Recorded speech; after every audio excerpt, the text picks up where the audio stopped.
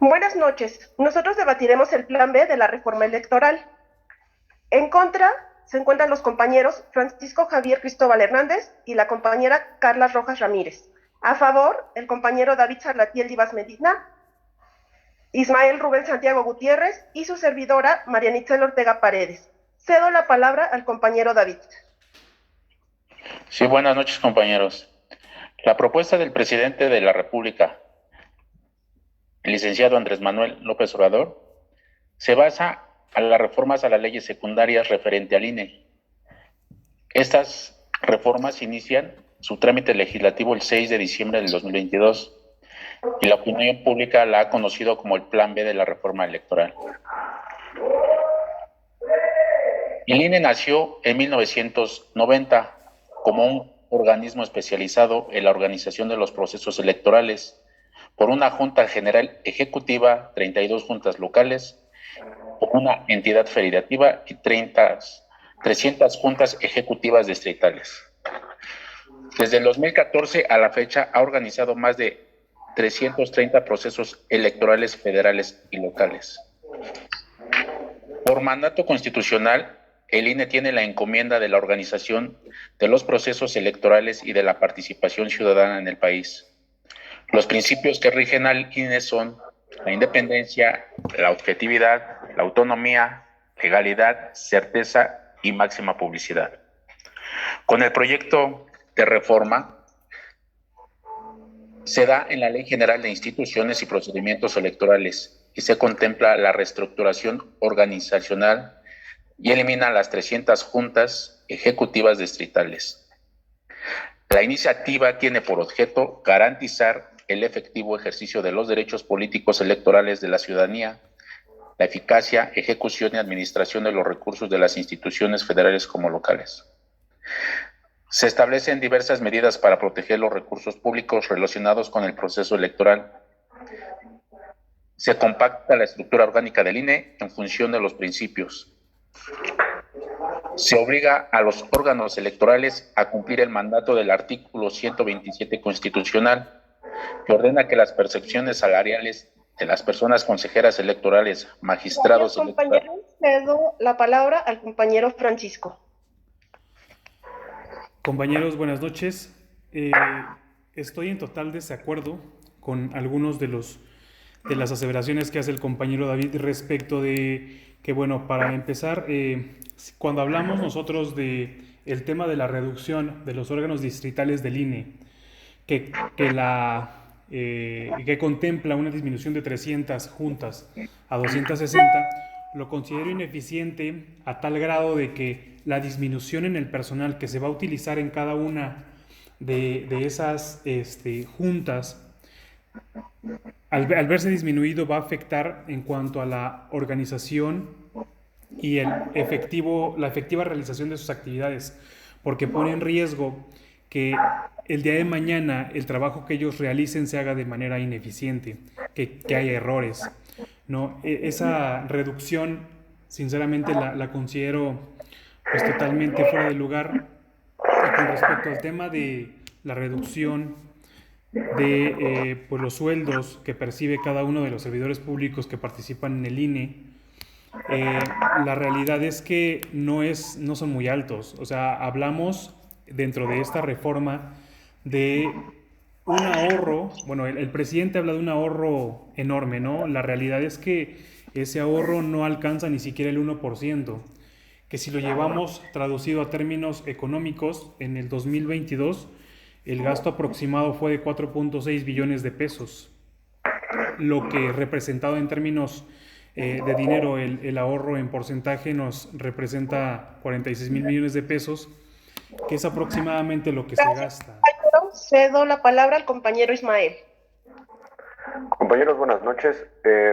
Como punto a favor y de manera global, queremos mencionar de nuestra parte que el gasto corriente del INE es exorbitante, no es cualquier cosa. No se ha contemplado que viene plasmado en dos rubros. El gasto operativo a nivel ejecutivo es de 13 mil millones de pesos, mientras que en la operación electoral ya descentralizada, tenemos otros 13,000 millones de pesos. Los sueldos de la parte ejecutiva en prácticamente todos los consejeros rebasan los 400,000 pesos mensuales, y se incorpora el aguinaldo, doble prima vacacional y algunos hasta dotes matrimoniales en algunos aspectos. Me parece que nuestra Constitución tiene un principio filosófico de justicia social, así nace de un proceso revolucionario que va en contra de ese tipo de privilegios.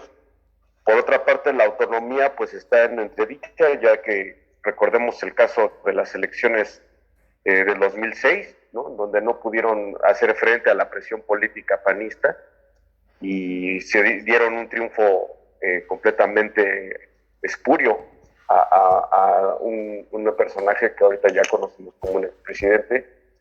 Y finalmente tenemos que entender que la reducción tiende a apuntar a eliminar esas duplicidades que existen como Gracias, parte compañera. Cedo la palabra a la compañera Carla.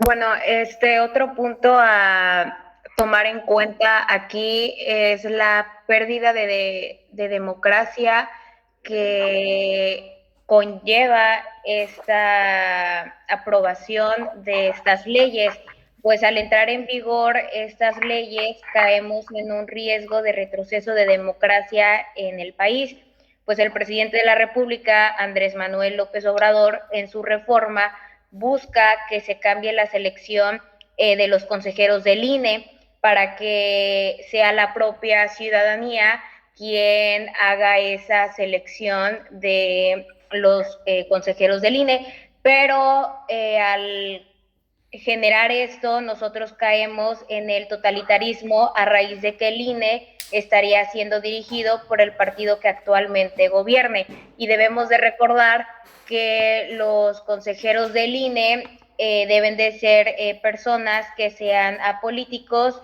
y neutrales para poder ejercer esta democracia.